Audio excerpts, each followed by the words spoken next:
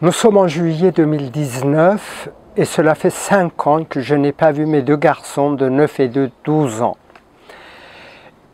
Ils ne sont pas pris en otage dans des pays lointains par des bandes armées inconnues, mais ils vivent les situations similaires dans la région de Normandie en France, sous la responsabilité d'un sous-traitant de l'aide sociale à l'enfance qui se dit tantôt l'UFSE de l'Aigle, tantôt SAF.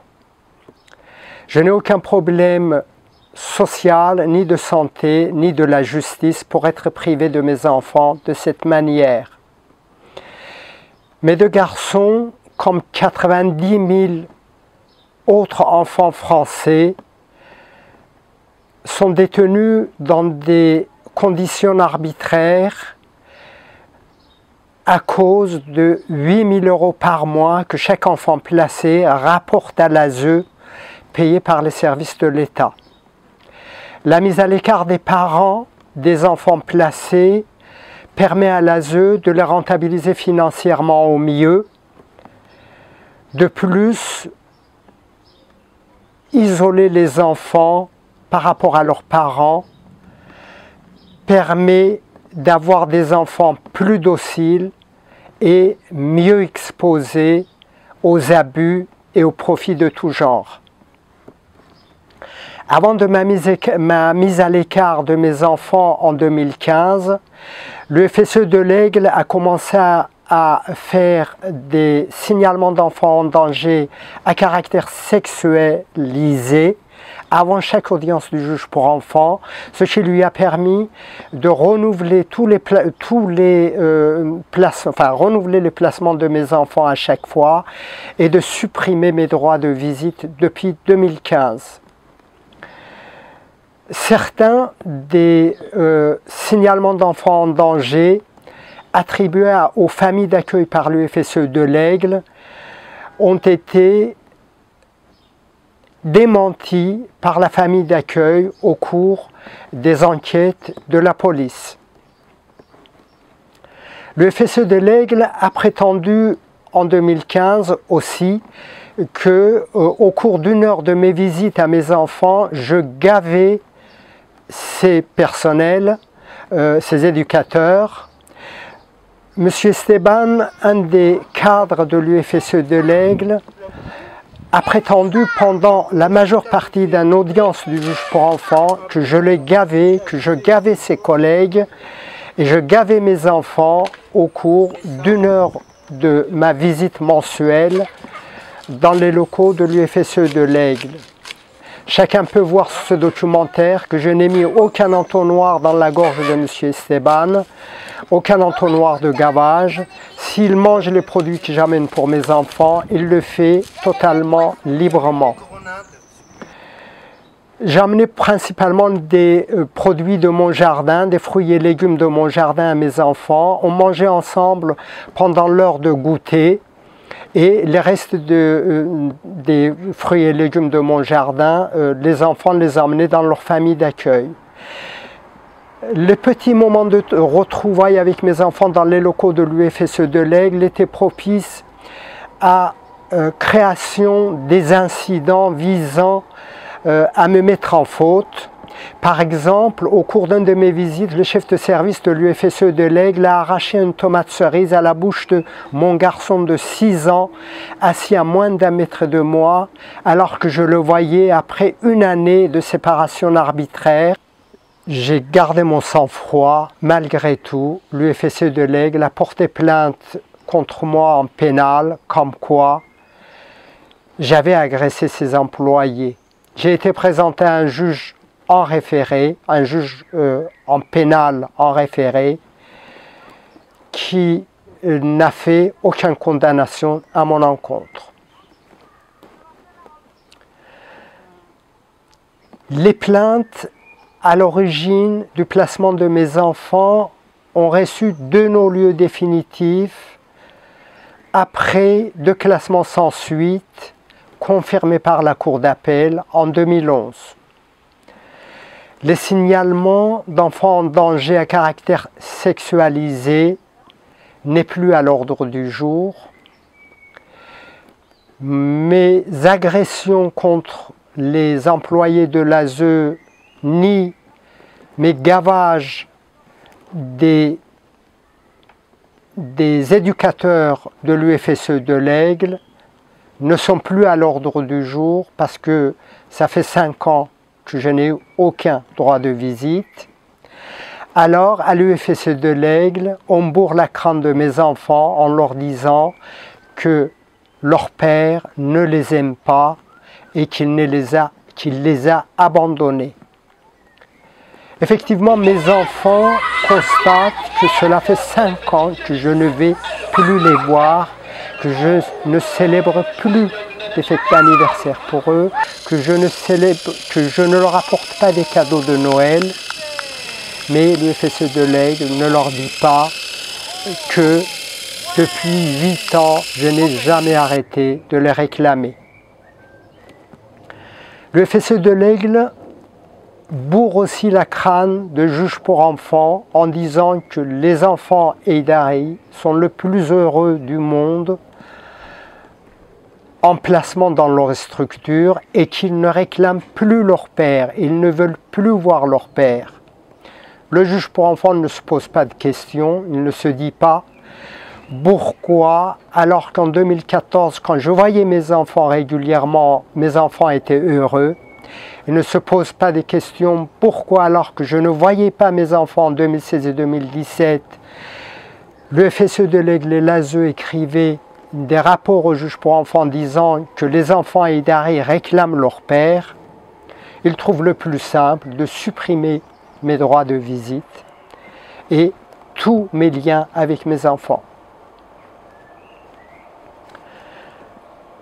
Les raisons de ce genre de dysfonctionnement de l'ASE est surtout parce qu'il n'y a pas de contradicteur au service de l'ASE. Les enfants ne peuvent pas se défendre. Les contrôles de l'État, il y en a en moyenne un chaque 26 ans. Les parents comme moi sont calomniés, sont victimes des ragots et de rumeurs et sont très vite mis à l'écart de leurs enfants. Les citoyens qui ne sont pas eux-mêmes victimes de ces fléaux pensent que ça ne leur arrivera jamais.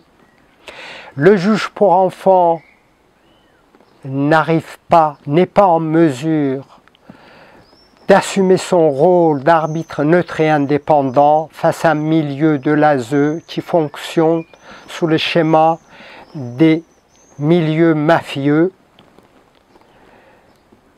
Les décisions du juge pour enfants sont prises avant leur audience, dans des réunions privées avec les représentants de l'ASE, et les auditions ne sont là que pour les formes. On ne peut pas non plus attendre qu'il y ait des contradicteurs à l'intérieur même des services de l'ASE, car selon les enquêtes journalistiques, les employés de l'ASE se tiennent par la barbichette et ils se protègent mutuellement.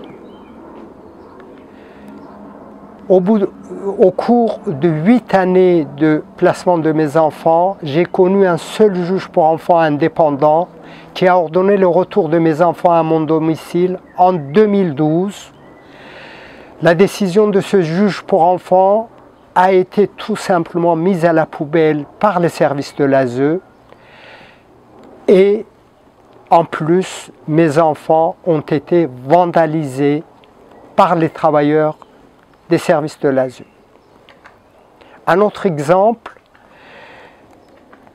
depuis près d'1 an, la responsabilité de mes enfants est retirée à l'ASE Chanteloup-les-Vignes et confiée à l'ASE de Versailles, de Grande Versailles. Chaque fois que j'appelle les responsables des services de l'ASE de Grande Versailles, soit ils sont en réunion, ils ne peuvent pas me parler, soit c'est la période des vacances et ils ne sont pas disponibles, soit c'est la période des fêtes, ils ne sont toujours pas disponibles. Au bout de 5 années de privation de mes enfants, quand j'arrive à joindre un responsable de l'aide sociale à l'enfance de Grande Versailles, on me dit « Monsieur, le problème est résolu en 2019 parce que vos enfants ne veulent plus vous revoir. » Si moi, avec tous les moyens que j'ai à ma disposition pour protéger mes enfants, je me trouve dans cette situation, on peut en déduire qu'il y a des dizaines de milliers d'enfants et de familles en France qui souffrent de ce fléau. Il y a 300 000 enfants chaque année placés en moyenne en France, dont on estime 90 000 enfants placés abusivement chaque année en France.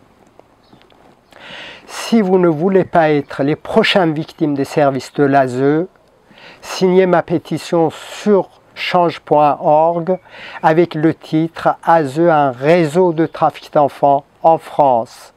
La signature de ma pétition est totalement gratuite. Je mets un lien en dessous de ce vidéo. Si vous signez cette pétition, vous attirez l'attention des autorités de ce pays sur ces enfants malheureux et maltraités et vous participez à leur protection. Bonjour, vous êtes bien au pôle enfance jeunesse Grand Versailles. Ne quittez pas, un opérateur va prendre votre appel.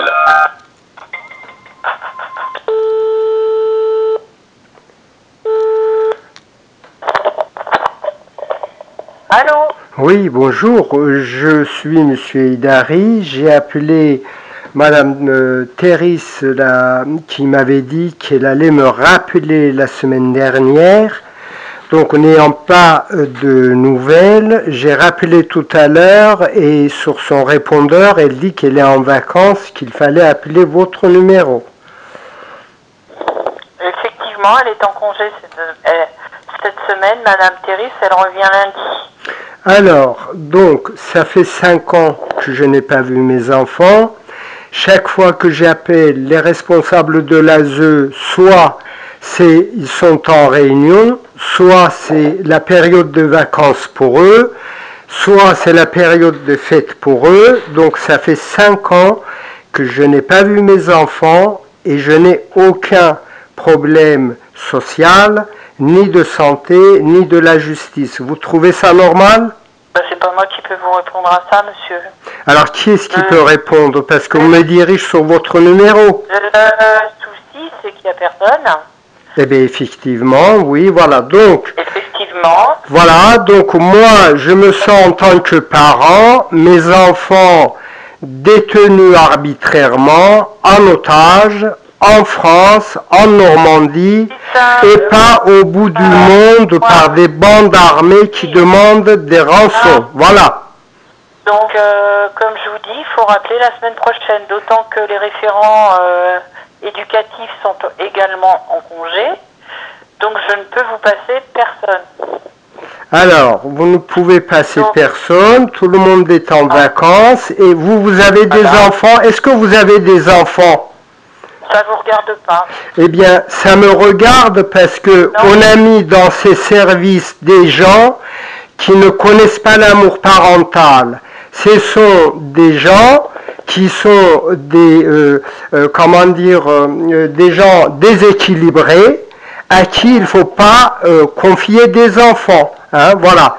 Donc c'est pour ça que ça me regarde, parce que si vous aviez un minimum de sentiment parental, si vous connaissiez ce sentiment, vous ne prendriez pas les enfants des parents, vous ne les séquestriez pas dans ces situations. Je ne prends rien du tout, monsieur, c'est le juge qui décide. Voilà, il y a des décideurs, c'est le juge des enfants. Oui, mais quand le juge des enfants... Oui, mais quand le juge des enfants, en 2012, a décidé que mes enfants viennent chez moi, l'ASE a mis sa décision à la poubelle et a vandalisé mes enfants et les a, de mon point de vue, quasiment vendus à l'association UFSE de l'Aigle. Maintenant, on me dit qu'il y a des juges pour enfants qui prennent des décisions. Comment vous voulez que j'y croie dans ces situations-là? Oui, vous allez me dire que vous êtes un secrétaire, vous pouvez rien, c'est ça? Exactement. Ben exactement, oui. Pas besoin de vous dire. Voilà, oui, non, vous n'avez pas besoin de me dire, effectivement. Donc, ce sont les patrons, en fait, qui gardent ces enfants parce que ça leur rapporte gros. Il n'y a pas de contrôle sur les revenus, pas de contrôle sur l'argent qui est dépensé, et ils ont le droit de séquestrer les enfants des gens, voilà, pour cette raison-là. Et est-ce que vous avez quand même le minimum d'informations à qui je peux m'adresser? Je vous l'ai dit, monsieur Agnari, au juge des enfants ou à madame Thierry la semaine prochaine. Oui, voilà. Mais la semaine prochaine, vous savez, ça fait 1 an que la responsabilité de mes enfants ont été retirés à l'ASE Chanteloup-les-Vignes et confiés à l'ASE de Versailles. Ça fait 5 ans que j'appelle. Madame Thierry, soit elle est en vacances, soit elle est en réunion, soit c'est la période des congés, enfin des fêtes, et je n'arrive pas à la joindre. Donc c'est extrêmement frustrant. Oui, je comprends, ouais. Et puis le juge pour enfants, j'espère que vous comprenez et que, je veux dire, enfin, je vous plains de travailler dans ces conditions, prendre ces genres de remarques sur vous, alors que ce sont, ce sont les gros bonnets de vos services qui se remplit la poche au détriment aussi, voilà, de ce que vous subissez. Mais il faut quand même réagir. Voilà, vous travaillez là, c'est vrai, vous gagnez votre vie, mais vous travaillez quasiment dans un système tel que des camps de concentration. J'espère que vous commencez à vous rendre compte. Hein. Oui, vous allez me dire non, c'est pas camp de concentration parce que les enfants mangent et sont logés. Voilà, vous allez me dire ça, je comprends. Mais c'est pas pour autant qu'ils sont heureux. Voilà. Rien du tout. Voilà. Je vais devoir vous laisser, monsieur Hidar. Ben oui, vous n'avez pas de choix et moi non plus. D'accord. Ben ouais. Voilà, malheureusement. Eh bien, bonne journée et je vous souhaite quand même de vous réveiller un peu. Bonne journée à vous aussi, monsieur. Au revoir. Au revoir.